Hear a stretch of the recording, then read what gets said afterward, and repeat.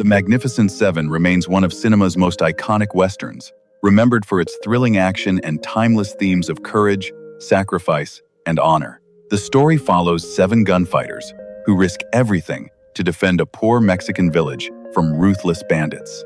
Today, we'll look back at the remarkable cast, their real names, ages, memorable roles, and the legacies they left behind, while also honoring the beloved actors who are no longer with us. Let's return to a world of dusty streets, tense showdowns, unlikely friendships, and heroic choices, where seven very different men came together in one of the most enduring stories in Western film history. Steve McQueen brought effortless cool, restless energy, and quiet courage to Vin Tanner, the wandering gunfighter who joins Chris Adams in protecting a poor Mexican village. Born Terrence Stephen McQueen on the 24th of March 1930 in Beech Grove, Indiana, he was 30 years old when audiences first saw him in the role in 1960. With his relaxed posture, sharp glances, and subtle humor, McQueen made Vin stand out even when he said very little. The character appeared confident and fearless, yet beneath his easygoing manner was a man searching for purpose and a cause worth risking his life for. Already known for playing bounty hunter Josh Randall in Wanted, Dead or Alive, McQueen soon became one of Hollywood's most magnetic stars. He later delivered unforgettable performances in The Great Escape, The Cincinnati Kid, The Thomas Crown Affair, Bullet, and Papillon, while earning an Academy Award nomination for The Sand Pebbles. Steve McQueen died in Ciudad Juarez, Mexico, on the 7th of November, 1980, following complications from surgery for mesothelioma. He was only 50 years old. His legacy remains defined by rebellious charm, natural intensity, and a screen presence that made even the smallest gesture impossible to ignore. Eli Wallach brought menace, humor, and unpredictable energy to Calvera, the ruthless bandit chief whose confidence made him a dangerous match for the seven gunfighters. Born Eli Herschel Wallach on the 7th of December 1915 in Brooklyn, New York, he was 44 years old when audiences first saw him in the role in 1960. With his sharp expressions, sly smile, and lively delivery, Wallach made Calvera more than a conventional villain. He could appear charming and almost playful one moment, then become cold and threatening the next, giving every confrontation a sense of tension. Although he had limited experience riding horses and had never fired a gun before accepting the part, his powerful performance became one of the film's defining elements. Wallach had already earned acclaim on Broadway and made an unforgettable screen debut in Baby Doll. He later became legendary as Tuco in The Good, the Bad, and the Ugly, while also appearing in The Misfits, The Godfather Part 3, and The Holiday. In 2010, he received an honorary Academy Award for his remarkable career. Eli Wallach died in New York City on the 24th of June, 2014, at the age of 98. His legacy remains defined by extraordinary versatility and a rare ability to make even the most dangerous characters vivid, human, and impossible to ignore. Yul Brynner brought commanding presence, quiet confidence, and unmistakable dignity to Chris Adams, the black-clad gunfighter who gathers a small band of men to defend a Mexican village from ruthless bandits. Born Yul Brynner on the 11th of July, 1920, in Vladivostok, he was 40 years old when audiences first saw him in the role in 1960. With his shaved head, controlled movements, and piercing gaze, Brynner made Chris feel like a natural leader who never needed loud speeches to earn respect. Beneath the character's cool exterior was a strong sense of honor, revealed in his willingness to risk his life for people who had little to offer in return. By then, Brynner was already an international star, having won the Academy Award for Best Actor for The King and I. He also delivered memorable performances in The Ten Commandments, Anastasia, and later Westworld, while returning as Chris in Return of the Seven. Yul Brynner died in New York City on the 10th of October 1985 from lung cancer at the age of 65. His legacy remains defined by rare charisma, fearless individuality, and a gunslinger whose calm authority is still impossible to forget. Horst Buchholz brought youthful fire, restless ambition, and emotional sincerity to Chico, the impulsive young gunfighter determined to prove that he belonged among far more experienced men. Born Horst Werner Buchholz on the 4th of December 1933 in Berlin, Germany, he was 26 years old when audiences first saw him in the role in 1960. With his quick movements, intense expressions, and rebellious energy, Buchholz made Chico feel proud and inexperienced at the same time. His character often acted recklessly, yet beneath that confidence was a sensitive young man searching for respect, purpose, and a place to call home.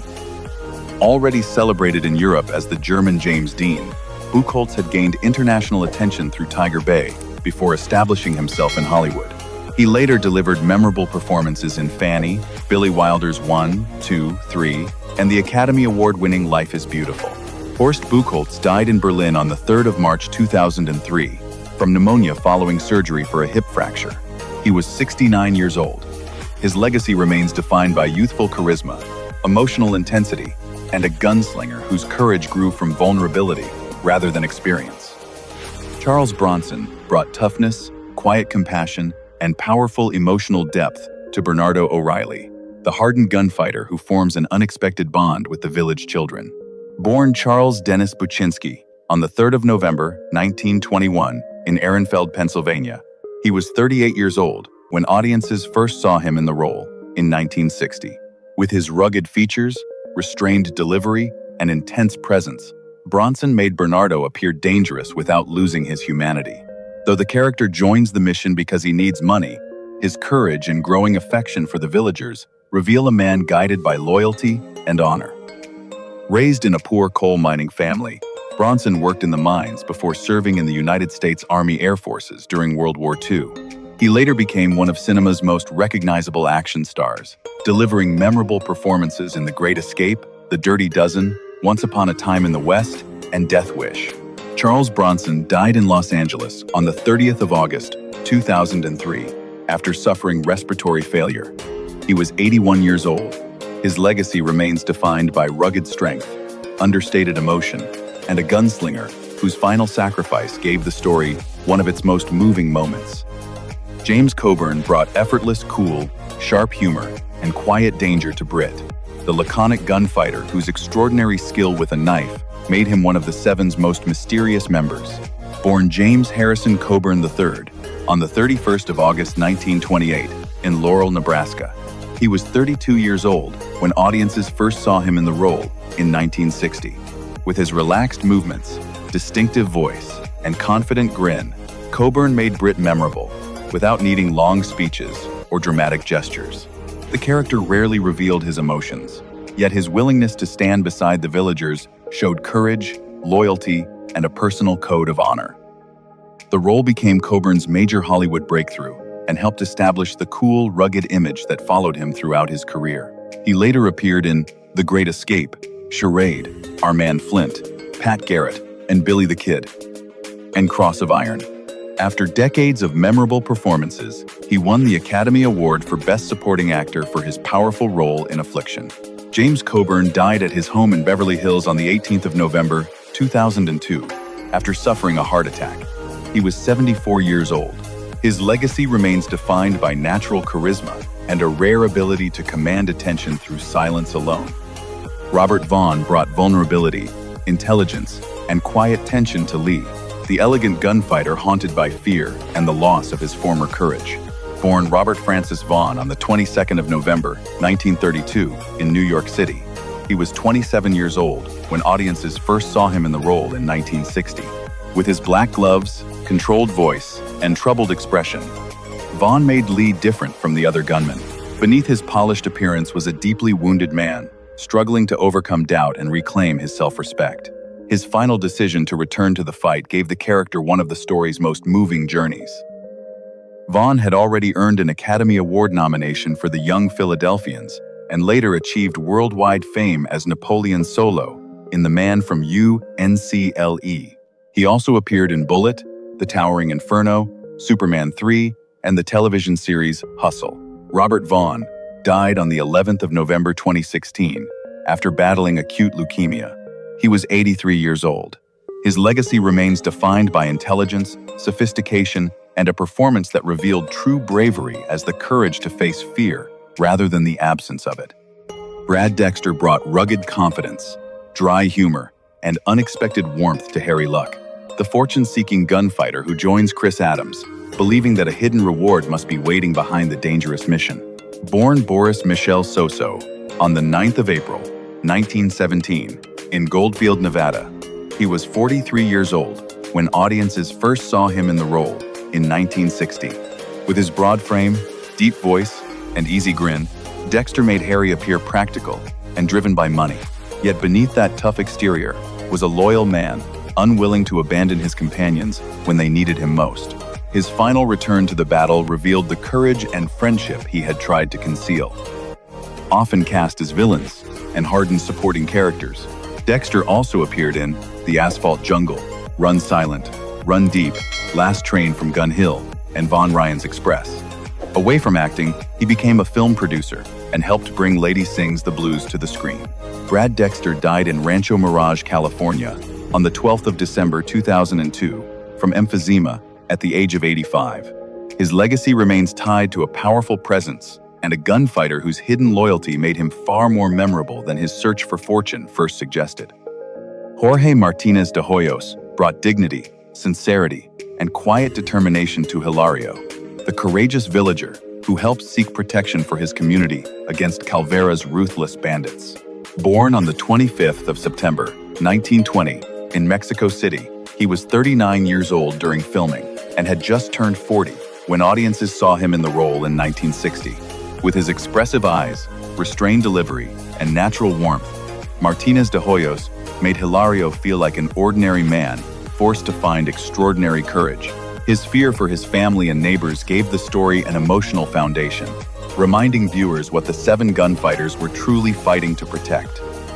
Already respected in Mexican cinema, he won Ariel Awards for his supporting performances in Sombra Verde and Canasta de Cuentos Mexicanos.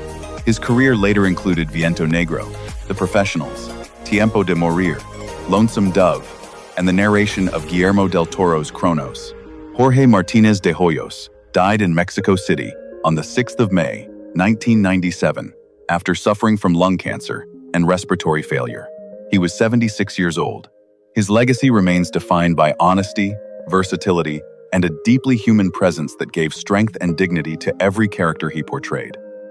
Rosenda Monteros brought warmth, innocence, and quiet courage to Petra, the young village woman whose growing affection for Chico revealed the softer side of the restless gunfighter. Born Rosa Mendez Leza on the 31st of August, 1935, in Veracruz, Mexico.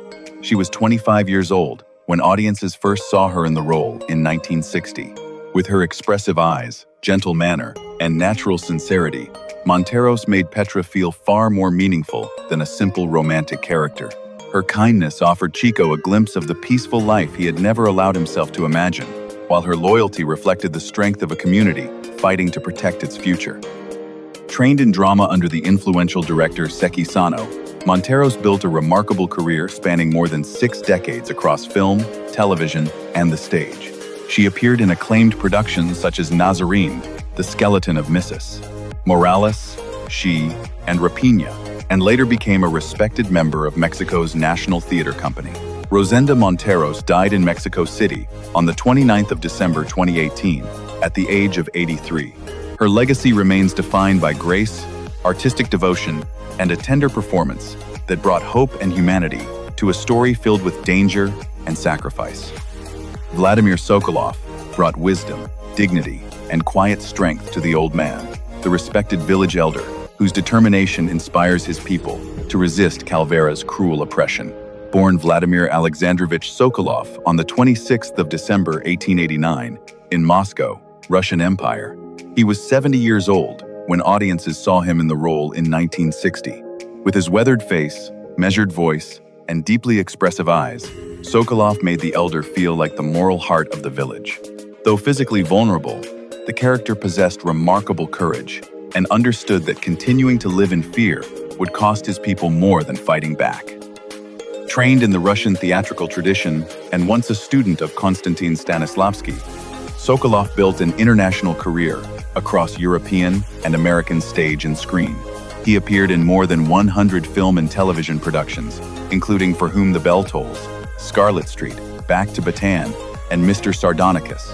Vladimir Sokolov died in West Hollywood, California, on the 15th of February 1962 after suffering a stroke.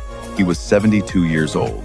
His legacy remains defined by extraordinary versatility and a gentle authority that made even his smallest roles deeply memorable. Thanks for watching. We hope you enjoyed looking back at the Magnificent Seven cast and the remarkable stories behind their unforgettable roles. Don't forget to like, subscribe, and share your favorite character, most powerful moment, or most memorable scene from this legendary Western in the comments. See you in the next video.